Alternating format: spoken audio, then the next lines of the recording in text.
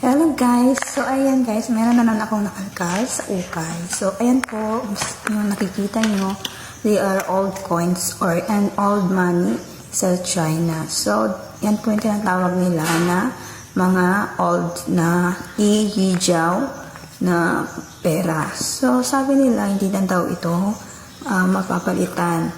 But other collector, meron daw po na gustong bumili dito. At meron daw pong value. So, ayan, I try ito count isa. So, yung aking na bilang sa 1 yuan ay 21 na piraso. And then, meron din pong 2 pirasong 50 yuan. Okay?